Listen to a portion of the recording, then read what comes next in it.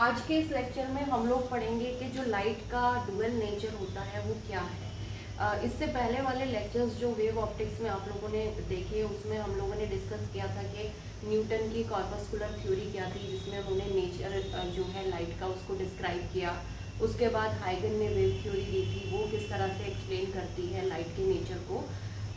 लेकिन कोई भी थ्योरी जो थी वो कम्प्लीटली लाइट के सभी प्रोस्पेक्ट जो थे, सभी जो फिनोमेनास थे, जैसे इंटरफेरेंस है, डिफ्रैक्शन है, या कह सकते हो कि कोई भी एक थ्योरी जो थी उसको हम अप्लाई करके लाइट के जो जितनी भी प्रॉपर्टीज़ हैं उनको एक्सप्लेन नहीं कर पा रहे हैं। ठीक है, तो इसी तरह से एक लंबे टाइम तक जो है लाइट की, या कह सकते हो एक लंबे टाइम से लाइट के ऊपर स्टडी करते आए हैं कि किस तरह का नेचर होता है इसका। तो आज के टाइम में हम लोग जानते हैं कि लाइट का जो नेचर होता है वो डुअल नेचर होता है। वो वेव की तरह भी बिहेव करती है और पार्टिकल नेचर को भी शो करती है। तो जब न्यूटन की कॉर्पस्कुलर थ्योरी आई तो उसमें ये माना गया कि जो लाइट होती है वो एक पार्टिकल वाला नेचर शो करती है। कॉर्पसल्स जो पार्टिकल्स थे उनको नाम दिया था न्यूटन ने। उसके बाद हाइगन ने वेव फ्रंट कंस्ट्रक्शन करके दिखाया कि इस तरह से वेव फ्रंट बनती है और जो लाइट होती है वो एक्चुअली में वेव की फॉर्म में मूव करती है, जिसमें उन्होंने एक हाइपोथेटिकल मीडियम लेकर चले थे, वो ईथर। ठीक है, लेकिन इन सभी थ्योरीज के कुछ ना कुछ ड्रॉबैक्स थे। तो इसके बाद जो है फिर जो एक्सप्लेनेशन दिया गया वो इलेक्ट्रोमैग्नेटिक थ्योरी की हेल्प से दिया गया। बेसिकली इलेक्ट्रोमैग्नेटिक थ्योरी जो है जो लाइट के नेचर को डिस्क्राइब करती है, इसका सबसे पहला जो हिंट है, एक तरह से आप कह सकते हो कि जो क्लू मिला था वो फैराडे को मिला था।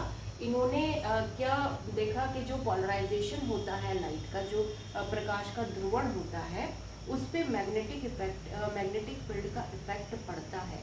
यानी कि अगर हम लाइट को पोलराइजेशन करा रहे हैं और वहाँ पर मैग्नेटिक फील्ड प्रेजेंट है, तो वो पोलराइजेशन जो होगा लाइट का वो उससे अफेक्टेड हो रहा था। दैट मीन्स कहीं ना कहीं लाइट में भी क्या है, मैग्नेटिक इफेक्ट होंगे, तभी वो उससे क्या हो रहा है, अफेक्टेड हो रहा है।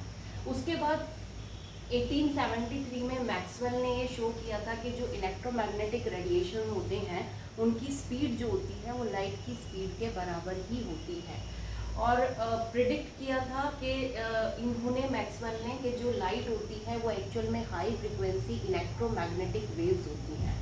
तो उसके बाद 1887 में फिर हर्ट्ज ने ये कंफर्म किया by producing and detecting electromagnetic waves. जो भी ये यहाँ से अभी तक क्लू था या जो भी हिंट लेकर चले थे कि जैसे फैराडे ने कहा कि जो पोलराइजेशन है लाइट का वो मैग्नेटिक फील्ड से अफेक्ट हो रहा है, तो कहीं ना कहीं वहाँ पर क्या है, मैग्नेटिक इफेक्ट है लाइट के अंदर। या मैक्सवेल ने शो किया कि जो लाइट की स्पीड होती है और इलेक्ट्रोमैग्नेटिक रेडिएशन की स्पीड होती है वो बराबर होती है। तो इन्होंने क्या प्रिडिक्ट किया कि जो लाइट है वो हाई फ्रिक्वेंसी की इलेक्ट्रोमैग्नेटिक वेव है। तो बाद में इसको जो है कंफर्म किया था हर्ट्ज ने कि जो लाइट है वो हाई फ्रिक्वेंसी इलेक्ट्रोमैग्नेटिक वेव्स होती है। इन इलेक्ट्रोमैग्नेटिक वेव्स को हर्ट्ज ने प्रोड्यूस भी करके देखा और डिटेक्ट भी किया था। ठीक है, इनिशियली ये माना जा रहा था कि जो इलेक्ट्रोमैग्नेटिक वेव्स होती है उनको भी मीडियम की ज़रूरत होती है मूव करने के लिए। तो वहाँ पर वही जो हाइगन ने थ्योरी दी थी कि एक हाइपोथेटिकल मीडियम होता है, ईथर मीडियम जिसको उन्होंने कहा था, कि उसमें जो है जितनी भी ये जो लाइट है वो वेव की फॉर्म में मूव करती है। तो इनिशियली यही माना जा रहा था, लेकिन आपने देखा था कि जो वेव थ्योरी दी गई थी उसमें ड्रॉबैक क्या आया था कि अगर हम ऐसा कोई मीडियम मान के चल रहे हैं, क्योंकि ये मीडियम क्या होगा, पूरे यूनिवर्स में है, तो वहाँ पर हेवनली बॉडीज़ भी है, जैसे सन है, मून है या प्लैनेट्स हैं, और वेव्स भी वहाँ पर मूव कर रही है। तो अगर हम उसको एक मीडियम मान के चल रहे हैं, दैट मीन्स वो मीडियम जो होगा वो इस तरह का होना चाहिए कि वो रिजिड भी हो और इलास्टिक भी हो, क्योंकि उस मीडियम के अंदर हाई फ्रिक्वेंसी इलेक्ट्रोमैग्नेटिक वेव्स भी मूव कर रही हैं और हेवनली बॉडीज़ भी उसमें ट्रैवल कर रही हैं, मूव कर रही हैं, उनका भी मोशन उसके अंदर हो रहा है। यानी कि ईथर जो ये मीडियम हमने लिया है ये रिजिड भी होना चाहिए और इलास्टिक भी होना चाहिए, तो एक ही समय पर। ठीक है, क्योंकि सेम टाइम क्या है, एक तरफ हाई फ्रिक्वेंसी की इलेक्ट्रोमैग्नेटिक वेव्स ट्रैवल कर रही हैं, प्रोपिगेट कर रही हैं, और एक तरफ वहाँ पर हेवनली बॉडीज़ का मोशन भी हो रहा है। तो ईजिली जो है ये मीडियम जो है वो इस तरह का होना चाहिए कि हेवनली बॉडीज जब उससे पास हो, जब उनका पैसेज हो, तो वो इजीली कंप्रेस हो जाए या एक्सटेंड कर जाए उनको पैसेज देने के लिए, उनको रास्ता देने के लिए। और इतनी इलास्टिक भी होनी चाहिए कि वो इजीली ट्विस्ट या बैंड हो जाए, ताकि जो इलेक्ट्रोमैग्नेटिक वेव्स हैं या जो लाइट वेव्स हैं वो इजीली वहाँ से प्रोपिगेट कर सके। तो वहाँ पर जाकर वेव थ्योरी क्या हो रही थी, फेल हो रही थी। उसके बाद 1887 में माइकलसन मोरले ने एक ईथर ड्रिफ्ट एक्सपेरिमेंट किया था। इसमें इन्होंने क्या किया था कि जो लाइट है उसको अर्थ की डिफरेंट पोजीशन से ट्रांसमिट करके उनकी स्पीड को स्टडी किया। तो हर एक डायरेक्शन से, हर एक पोजीशन पे उनको क्या मिला, लाइट की स्पीड सेम ही थी, उसमें कोई चेंज नहीं आ रहा था। तो दैट मीन्स उन्होंने ये कंफर्म किया कि इस तरह का कोई मीडियम नहीं होता है।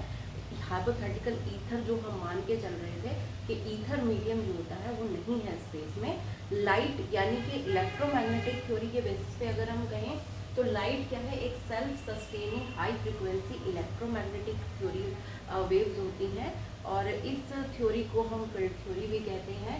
हालांकि इस थ्योरी की हेल्प से हमने जो है लाइट के प्रोपगेशन को तो एक्सप्लेन कर दिया था कि लाइट जो है वो इलेक्ट्रोमैग्नेटिक वेव्स हैं, ट्रांसवर्स वेव्स होती हैं, इजीली मूव करती हैं, उनको किसी मीडियम की ज़रूरत नहीं होती है।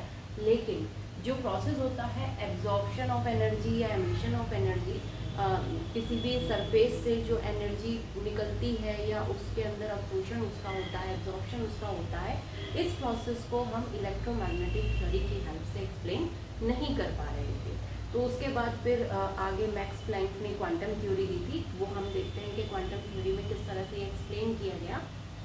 ये थ्योरी अपनी जगह ठीक है कि वेव जो होती हैं वो लाइट जो होती है वो इलेक्ट्रोमैग्नेटिक वेव्स होती हैं जो कि यूनिवर्स में प्रोपेगेट कर रही हैं, इसको मीडियम की कोई ज़रूरत नहीं है। लेकिन जो दूसरे फिनोमेना से, जैसे एमिशन हो गया एनर्जी का या एब्जॉर्प्शन हो गया एनर्जी का, उन सबको एक्सप्लेन करने में जो है इलेक्ट्रोमैग्नेटिक थ्योरी फेल हो रही थी। तो उसके लिए बाद में क्वांटम ने अपना जो था, मैक्स प्लैंक ने क्वांटम थ्योरी एक दी थी जिसमें एनर्जी को क्वांटास की फॉर्म में उनको बताया था। बाद में आइंस्टीन ने लाइट के लिए उसको डिफाइन किया था। तो उसकी हेल्प से हम एमिशन और एब्जॉर्प्शन के प्रोसेस को एक्सप्लेन कर रहे थे। लेकिन वहाँ पर भी क्या था, वेव मोशन को एक्सप्लेन अगर हम उस तरह से माने तो वेव मोशन एक्सप्लेन नहीं हो रहा था। तो एक बाद में हम देखेंगे कि जनरल क्या देखने को मिला कि जो लाइट होती हैं वो वेव्स की तरह भी बिहेव करती हैं और पार्टिकल्स की तरह भी बिहेव करती है। तो ये आपकी इलेक्ट्रोमैग्नेटिक थ्योरी है जिसको हम फील्ड थ्योरी भी कहते हैं, जिससे हम लाइट के प्रोपगेशन को एक्सप्लेन कर पा रहे हैं। लेकिन एमिशन या एब्जॉर्प्शन जो हो रहा है एनर्जी का, ऊर्जा का, उसको एक्सप्लेन करने में ये फेल हो गई।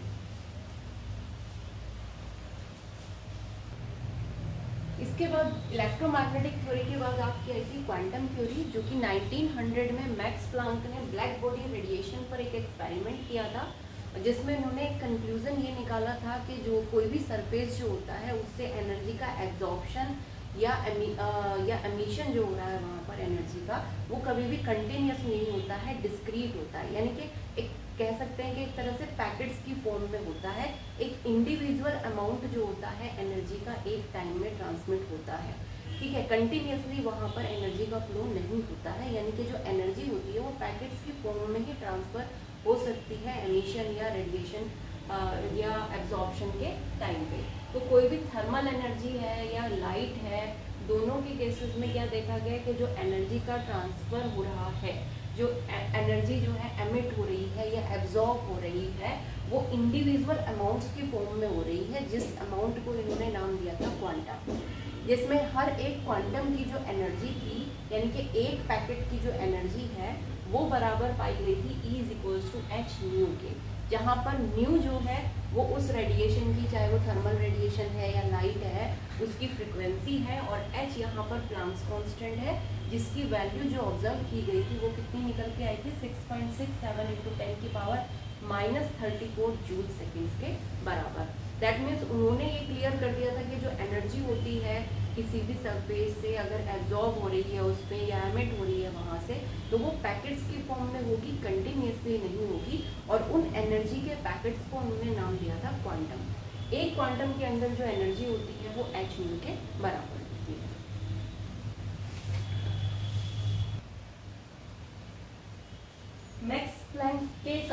के बेसिस पे 1905 में आइंस्टीन ने फोटो इलेक्ट्रिक इफेक्ट को सक्सेसफुली एक्सप्लेन किया और इन्होंने अब कहा कि जो लाइट होती है वो एक्चुअली क्या होती है, क्वांटास की एक स्ट्रीम होती है और इन क्वांटास को लाइट के लिए इन्होंने नाम दिया था फोटोन्स। यानी कि इन्होंने ये कहा था कि जो लाइट होती है वो एक्चुअल में फोटोन्स की स्ट्रीम होती है। फोटो इलेक्ट्रिक इफेक्ट क्या होता है कि जब लाइट किसी भी मेटल सरफेस पे पड़ती है तो वहाँ से इलेक्ट्रॉन्स एमिट होते हैं। तो उसको इन्होंने जो है, जब मैक्स प्लैंक की जो क्वांटम थ्योरी उन्होंने दी है उसको वहाँ पर, उस हाइपोथेसिस को वहाँ अप्लाई किया, उस कंसेप्ट को वहाँ पर अप्लाई किया, तो उन्होंने फोटो इलेक्ट्रिक इफेक्ट को बड़े सक्सेसफुली एक्सप्लेन किया था। और उन्होंने क्या कहा था कि जो लाइट है वो फोटोन्स की स्ट्रीम की तरह का होती है। एक्चुअल में जो है वो लाइट क्या है, फोटोन्स की एक स्ट्रीम है। 1913 में नील बोर ने, जो कि एटॉमिक मॉडल पर स्टडी कर रहे थे, उन्होंने लाइट का जो एब्जॉर्प्शन या एमिशन होता है उसका एटॉमिक मॉडल डिवाइस किया, इसी थ्योरी के किया बेसिस पे, या कह सकते हो इसी कंसेप्ट को यूज़ करने के बाद उन्होंने ये किया। और जो लाइन स्पेक्ट्राज हमें देखने को मिलते हैं उनका सिंपल लॉज जो थे वो भी उन्होंने इस थ्योरी को अप्लाई करके इजीली एक्सप्लेन किए। ये जो थ्योरी है क्वांटम थ्योरी, इससे हम रेडिएशन और मैटर के बीच में जो भी इंटरेक्शन हो रहा है जैसे फोटो इलेक्ट्रिक इफेक्ट में होता है उसको इजीली एक्सप्लेन कर पा रहे हैं। लेकिन पोलराइजेशन है, ध्रुवण हो गया, इंटरफेरेंस है, व्यतिकरण हो गया, या डिफ्रैक्शन का प्रोसेस है, इन सबको हम क्वांटम थ्योरी के बेसिस पे एक्सप्लेन नहीं कर पा रहे। क्वांटम थ्योरी भी अपनी जगह सही है और वेव थ्योरी भी जो दी थी वो भी अपनी जगह पर सही है। यानी कि इलेक्ट्रोमैग्नेटिक जो थ्योरी है कि लाइट का इलेक्ट्रोमैग्नेटिक वेव नेचर होता है वो भी अपनी जगह एप्लीकेबल हो रहा है, सही है। और क्वांटम थ्योरी के जिसमें क्या कहा गया कि जो लाइट होती है वो एक्चुअल में फोटोन से मिलकर बनती है, फोटोन की एक स्ट्रीम होती है, ये भी अपनी जगह सही है। लेकिन कोई भी एक थ्योरी जो है लाइट के कंप्लीट नेचर को एक्सप्लेन करने में फेल हो जा रही है अगर हम एक सिर्फ इंडिविजुअली एक थ्योरी को अप्लाई करेंगे। लेकिन अगर हम इन दोनों थ्योरीज को अप्लाई करते हैं, यानी कि लाइट का वेव नेचर भी लेकर चलते हैं और पार्टिकल नेचर भी लेकर चलते हैं, तो हम सारे फिनोमिनाज जो हैं, चाहे वो फोटो इलेक्ट्रिक इफेक्ट है या पोलराइजेशन है, उन सबको एक्सप्लेन करने में कामयाब हो जाते हैं, सक्सेसफुल हो जाते हैं। तो यहाँ से कंक्लूजन क्या निकल के आया कि जो लाइट होती है उसका एक्चुअल में क्या होता है, डुअल नेचर होता है, दोहरी प्रवृत्ति रखता है पर जो प्रकाश है। तो अभी हम देखेंगे कि क्या क्या प्रॉपर्टीज हैं, डुअल नेचर क्या है लाइट का। तो बेसिकली अगर हम देखें लाइट का नेचर कैसा होता है, डुअल नेचर होता है। According to electromagnetic theory light क्या है, कंटिन्यूस इलेक्ट्रोमैग्नेटिक वेव है कोई पर्टिकुलर फ्रीक्वेंसी की। और according to quantum theory light क्या है, फोटोन्स की एक स्ट्रीम होती है जिसमें हर एक फोटोन की जो एनर्जी होती है वो h न्यू के बराबर होती है।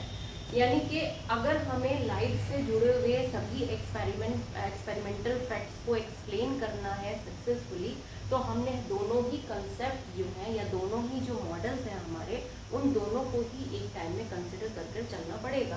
दैट मीन्स लाइट का जो नेचर होता है वो डुअल होता है, पार्टिकल नेचर भी होता है और वेव नेचर भी होता है।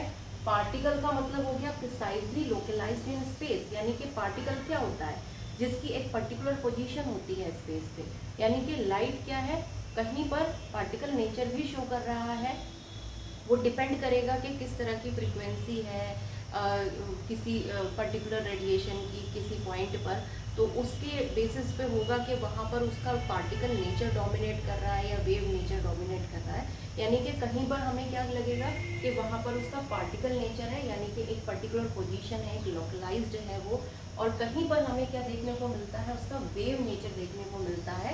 और वेव नेचर का मतलब हो गया कि स्पेस में लोकलाइज्ड नहीं है, उसकी कोई पर्टिकुलर पोजीशन नहीं है। वेव क्या होती है, कंटिन्यूसली मूव करती है। तो हमें क्या है यहाँ पर देखने को मिला कि लाइट का कैसा होता है, डुअल नेचर होता है, पार्टिकल नेचर भी शो करती है और वेव नेचर भी शो करती है। यानी कि particle nature that means it is localised या precisely localised in the space, या wave nature which is a continuous nature, या कह सकते हो कि जिसकी कोई पर्टिकुलर पोजीशन लोकलाइज्ड नहीं होती है स्पेस में। दैट मीन्स कंक्लूजन क्या निकला कि दोनों ही कॉर्पस्कुलर थ्योरी जो पहले दे दी गई थी या वेव नेचर जो पहले कंसिडर कर लिया गया था, दोनों ही म्यूचुअली एक्सक्लूसिव हैं, दोनों को ही कंसिडर हमें करना पड़ेगा। क्योंकि जो लाइट होती है वो दोनों तरह के नेचर्स को शो करती है, पार्टिकल वाला नेचर भी शो करती है और वेव वाला नेचर भी शो करती है। तो कंक्लूजन क्या निकला है कि जो डुअल नेचर होता है लाइट का, वो एक्चुअल में क्या है कि लाइट एक कंटिन्यूस वेव की तरह भी बिहेव कर रही है और पार्टिकल की तरह भी बिहेव कर रही है। अगर हम वेव डिस्क्रिप्शन लेते हैं, यानी कि इलेक्ट्रोमैग्नेटिक थ्योरी अगर हम अप्लाई करके चलते हैं, तो लाइट क्या है, एक वेव है जो जिसमें वेव को आपको पता है कि वेव की जो इंटेंसिटी होती है किसी भी एक पर्टिकुलर पॉइंट पर, वो प्रोपोर्शनल होती है उस पर्टिकुलर पॉइंट पर उसके एम्पलीट्यूड के स्क्वायर के। यानी कि हम ये मान सकते हैं कि according to the wave description light क्या है, एक वेव है जिसकी इंटेंसिटी आई को हम क्या लिख सकते हैं, ए स्क्वायर के बराबर लिख सकते हैं, जहाँ ए क्या है, उसका एम्पलीट्यूड है। इसी तरह से अगर हम फोटोन डिस्क्रिप्शन लेते हैं, यानी कि क्वांटम थ्योरी अप्लाई करते हैं, तो क्वांटम थ्योरी क्या कहती है कि लाइट क्या है, is actually a stream of photon, photon से मिलके बनती है, ठीक है, और जिसमें हर एक फोटोन की एनर्जी h के बराबर होती है। यानी कि अगर किसी पर्टिकुलर पॉइंट पर हम इंटेंसिटी निकालें, तो उस पर्टिकुलर पॉइंट पर मान लीजिए n number of photons present है, तो उस पर्टिकुलर पॉइंट पर जो इंटेंसिटी होगी वो प्रोपोर्शनल हो जाएगी NH के। यानी कि हम मान लेते हैं I इज इक्वल्स टू, यहाँ पर क्या हो गया, NH के बराबर हो गया। तो अब अगर हम इक्वेशन 1 और 3 इन दोनों को एक दूसरे से कंपेयर करें, तो दोनों ही हमें उस पर्टिकुलर पॉइंट पर इंटेंसिटी दे रहे हैं लाइट की। ये जब हम क्या कर रहे हैं, लाइट को का वेव नेचर कंसिडर कर रहे हैं, और ये कब है, जब हम लाइट का पार्टिकल नेचर कंसिडर कर रहे हैं कि वो एक फोटोन होता है, एक पैकेट की फॉर्म में होता है, ठीक है। तो यहाँ से कंक्लूजन क्या निकलता है कि जो स्क्वायर है एम्पलीट्यूड का किसी भी एक पर्टिकुलर पॉइंट पर स्पेस में लाइट के एम्पलीट्यूड का जो स्क्वायर होता है वो प्रोपोर्शनल होता है उस पॉइंट पर आने वाले नंबर ऑफ फोटोन्स पे, ठीक है। यानी कि जितने ज़्यादा नंबर ऑफ फोटोन्स वहाँ पर होंगे उतना ज़्यादा क्या हो जाएगा, लाइट का एम्पलीट्यूड हो जाएगा। या फिर इसका उल्टा हम ये मान सकते हैं कि किसी भी स्पेस में किसी भी एक पर्टिकुलर पॉइंट पर किसी फोटोन के जो पाए जाने की या कह सकते हो खोजने की जो प्रोबेबिलिटी है, जो संभावना होती है, वो उस लाइट के एम्पलीट्यूड के, यानी कि जब हम वेव नेचर कंसिडर कर रहे हैं तो वेव के एम्पलीट्यूड के स्क्वायर के प्रोपोर्शनल होती है। दैट मीन्स जितनी ज़्यादा आपका एम्पलीट्यूड होगा उतने ज़्यादा वहाँ पर किसी भी नंबर ऑफ फोटोन्स के पाए जाने की जो संभावना है वो बढ़ जाएगी। तो इन दोनों इक्वेशंस को अगर हम कंपेयर करते हैं, तो यहाँ से भी एक कंक्लूजन निकल के आता है कि जो लाइट है उसका जो वेव नेचर है, यानी कि जो एक कंटिन्यूस वेव की तरह बिहेव कर रही है, या जो उसका फोटोन नेचर है वो इंटर रिलेटेड है एक तरह से। क्योंकि यहाँ पर इंटेंसिटी अगर हम निकालें तो I is equals to A square है, और अगर यहाँ इंटेंसिटी निकालते हैं तो I is equals to NH के बराबर है। और अगर इन दोनों इक्वेशंस को हम कंपेयर करें, तो किसी भी वेव की किसी एक पर्टिकुलर पॉइंट पर जो एम्पलीट्यूड का स्क्वायर होता है वो डायरेक्टली प्रोपोर्शनल होता है उस पर्टिकुलर पॉइंट पर जितने नंबर ऑफ फोटोन्स अराइव कर रहे हैं।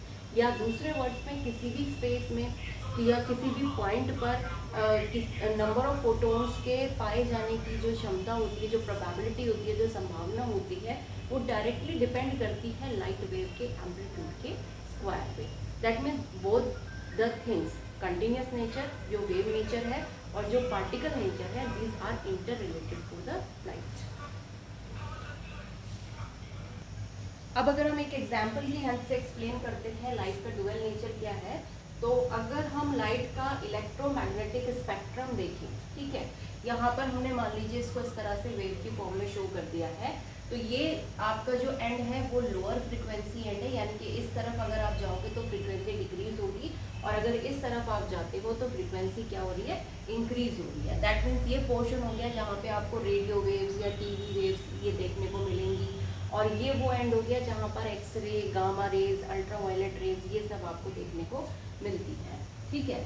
तो यहाँ बीच का जो एक पर्टिकुलर रीजन होगा इसमें वो क्या होगा, विजिबल रीजन होगा, विजिबल लाइट का रीजन होगा, ठीक है। तो अगर हम इसमें लोअर फ्रीक्वेंसी वाला एंड देखते हैं, तो यहाँ पर क्या है, क्योंकि वेवलेंथ क्या है यहाँ पर बहुत ज़्यादा है, तो इसका मतलब ये जो लाइट होगी यहाँ पर वो एक बड़े एरिया में फैली हुई होगी। यानी कि आप ये कह सकते हो कि अगर हम यहाँ एक पर्टिकुलर रीजन में देखते हैं तो किसी एक पर्टिकुलर पॉइंट पर जो एनर्जी होगी वो कंसंट्रेटेड नहीं होगी, या उसका अमाउंट जो होगा वो बहुत ही कम होगा। और अगर एनर्जी का अमाउंट कम है तो जो पार्टिकल नेचर होगा वो उसका रेडिली ऑब्जर्व नहीं कर पाएंगे आप। दैट मीन्स इस रीजन में जहाँ पर वेवलेंथ क्या है बहुत ज़्यादा है, फ्रिक्वेंसी जो है वो बहुत कम है, वहाँ पे क्योंकि एक पर्टिकुलर पॉइंट पर एनर्जी का अमाउंट बहुत कम मिलेगा देखने के लिए, डेंसिटी कम हो जाएगी एनर्जी की, तो यहाँ पर आपको वेव नेचर डोमिनेंट हो जाएगा और जो आपका पार्टिकल नेचर होगा वो वीक पड़ जाएगा। यानी कि आप यहाँ पर जो पार्टिकल नेचर है उसको ऑब्जर्व नहीं कर पाएंगे, वेव नेचर को ऑब्जर्व कर पाएंगे। इसी तरह से अगर हायर फ्रीक्वेंसी एंड पर देखते हैं तो वहाँ पर वेवलेंथ बहुत ही छोटी हो जाती है। यानी कि यहाँ पर क्या होगा कि जो एनर्जी है वो पॉइंट्स पर, पर्टिकुलर पॉइंट्स पर कंसंट्रेटेड आपको मिलेगी। दैट मीन्स यहाँ इस रीजन के अंदर अगर आप देखोगे तो जो लाइट है उसका पार्टिकल नेचर ज़्यादा आपको दिखाई देगा, यानी कि डोमिनेट हो जाएगा over wave nature. Wave nature easily observe नहीं कर पाओगे और पार्टिकल नेचर को इजीली ऑब्जर्व इसमें कर पाते हैं। विजिबल रीजन जो होता है वो एक ट्रांजिशन स्टेट आप कह सकते हो, जिसमें दोनों ही तरह के नेचर्स को इक्वली आप ऑब्जर्व कर सकते हो, जैसे जो कि पार्टिकल नेचर है या वेव नेचर है। तो बेसिक जितनी भी थ्योरीज दी गई इसके बारे में, चाहे वो न्यूटन की कॉर्पस्कुलर थ्योरी है या हाइगन की वेव थ्योरी है, उसके बाद इलेक्ट्रोमैग्नेटिक थ्योरी आई, क्वांटम थ्योरी आई, तो सबसे कंक्लूजन यही निकल के आया कि जो लाइट है उसका एक पर्टिकुलर नेचर नहीं है। यानी कि हम ये नहीं कह सकते हैं कि वो सिर्फ पार्टिकल वाला नेचर रखती है या फिर वो सिर्फ वेव वाला नेचर रखती है। लाइट दोनों तरह के नेचर रखती है, दोनों तरह की प्रकृति रखती है। कहीं पर वो तरंग की तरह अपना जो है प्रकृति दिखाएगी और कहीं पर वो कण की तरह, यानी कि कभी कहीं पर क्या होता है वो पार्टिकल नेचर शो करती है और कहीं पर वेव नेचर शो करती है। डिपेंड करेगा कि फ्रीक्वेंसी कितनी है एक पर्टिकुलर रीजन में। अगर फ्रीक्वेंसी बहुत हाई है तो पार्टिकल नेचर डोमिनेंट हो जाएगा, वेव नेचर वीक पड़ जाएगा। और अगर फ्रीक्वेंसी लो है तो वहाँ पर क्या होगा, वेव नेचर आपको दिखेगा और पार्टिकल नेचर जो होगा वो कम हो जाएगा। तो ये क्या है, लाइट का डुअल नेचर।